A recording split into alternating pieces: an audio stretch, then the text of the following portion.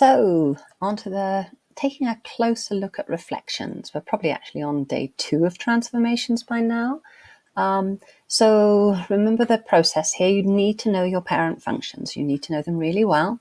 You need to be able to look at a parent function and see how it has been transformed and sort of describe in words what those transformations are. And we've already talked about IHOD over if you want to use that. And when you do the transformations, you've got to do them in the order reflect, dilate, translate. So what we're going to look at now is take a closer look at reflections and how those work.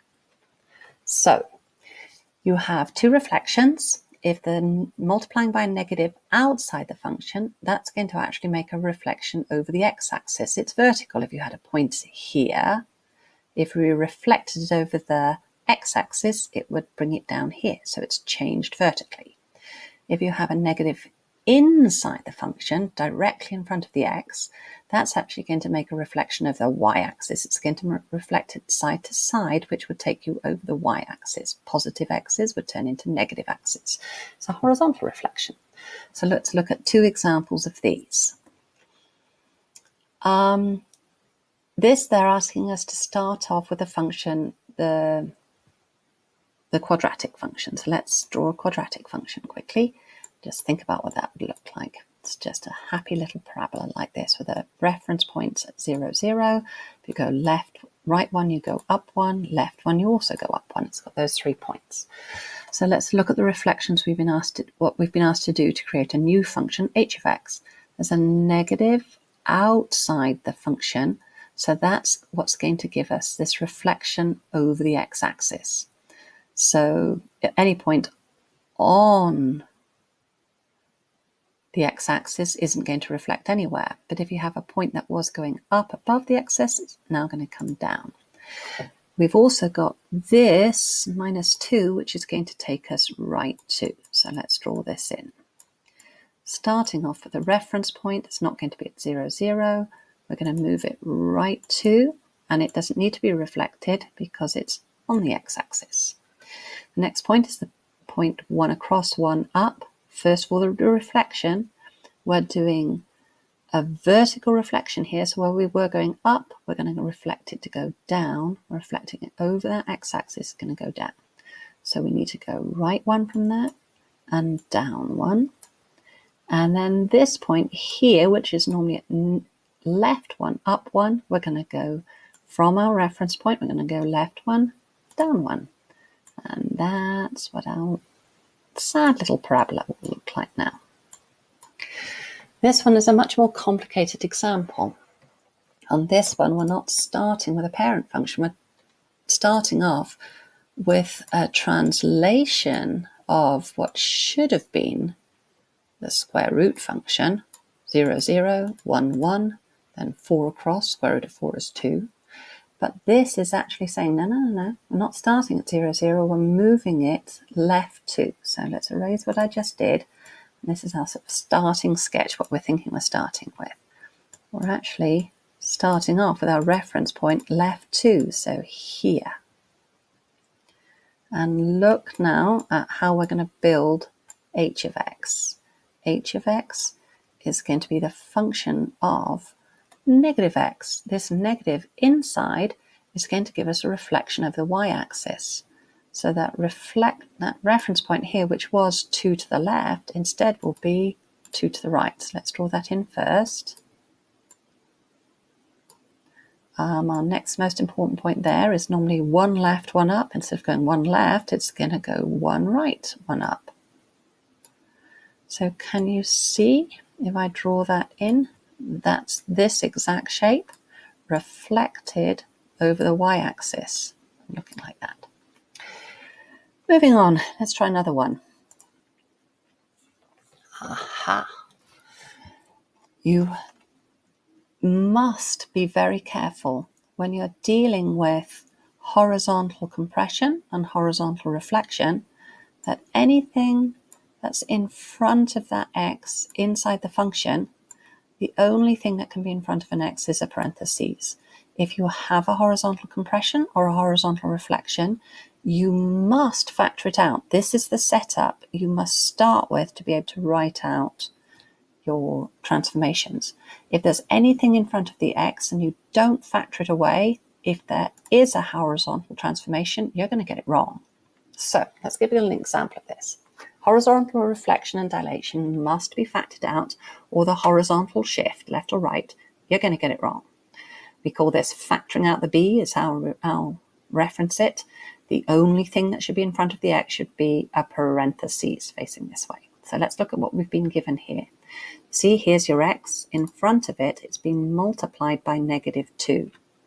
That's wrong. Well, it's not wrong. It just needs changing. At the moment, if you looked at this without factoring it out, you'd think, aha, that's shifting it left 6.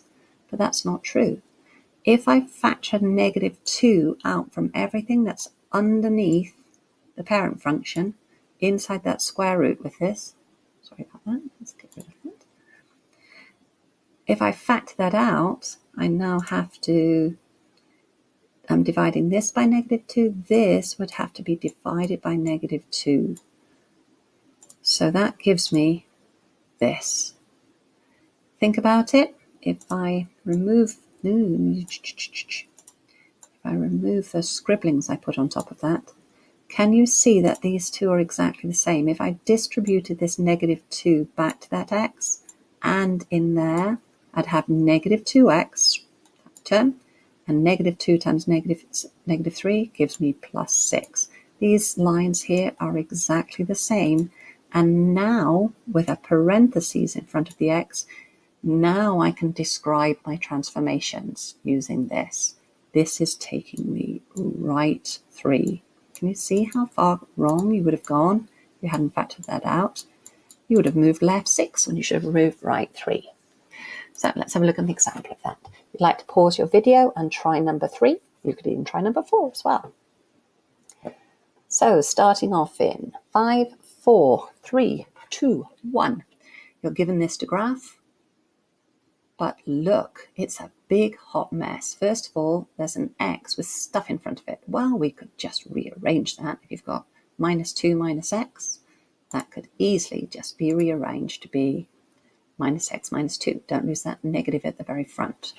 Now you've got something in front of the x inside your function. That has to be factored out. Imagine what it looks like if you factor out that negative. This would change to +2. If you don't factor it out, you're going to get your transformation wrong. So graphing this has got, we're going to have to do the reflections first, and this is going to reflect both ways. So what starts off as this graph here is going to be reflected down, so it looked like this, and it's going to be reflected over the y-axis, so it's going to go down here, and the whole thing is going to be moved left 2. So start with a reference point, do the reflections first. Well, this is on both the x and y axis, so that's when you reflect it, it stays exactly where it is, and move it left 2. So that's our reference point. Now let's look at this point here. To get to this point, you normally go right 1. I've got to reflect horizontally, so instead of going right 1 from my reference point, I'm going to go left 1, and I'd normally go up 1, and instead of going up 1, I'm going to go down 1. So instead of going right 1, up 1 from my beginning point, I'm going to go left 1, down 1. And when we draw that graph in, whoops, that's what we'll get. Going the other way, finding the equation giving the graph. When you look at that shape, if you know your parents well, you can tell immediately, aha, that's an upside down and inside out sort of square root function. Square root function we know should like this. It should go up and to the right. This is going down to the left. In fact, it's going down instead of up, means there's been a vertical reflection, which will come from a negative in the front. And instead of going to the right, it's going to the left. So this has got both reflections. This is going to be easy. It's kind of easier when it's got both. You know, there's a negative there and a negative in front of the x. Dilations, stretches, and compressions. Well, normally to get to this point that's 1 away and 1 up from the reference point, it's still 1 away and 1 down. We've already got that. Reflections in there, but it's not being stretched. It's only moving ones there. So don't have any, that would be your A's and your B's. We don't have an A or a B. It's no dilations. Has it been shifted? Yes, it has been shifted 1 to the right. So that would be, I need to write -1 in there. So here's your answer. This moves it right 1. This reflects them both. You've got to have that parentheses there. If this parentheses wasn't here, then we would really be writing minus, if I get rid of that parentheses, I'm actually writing -x plus 1. Without the parentheses, -x plus 1 is right here. If you're putting the parentheses in, you could put -x minus 1. So you're probably ready for your homework by now.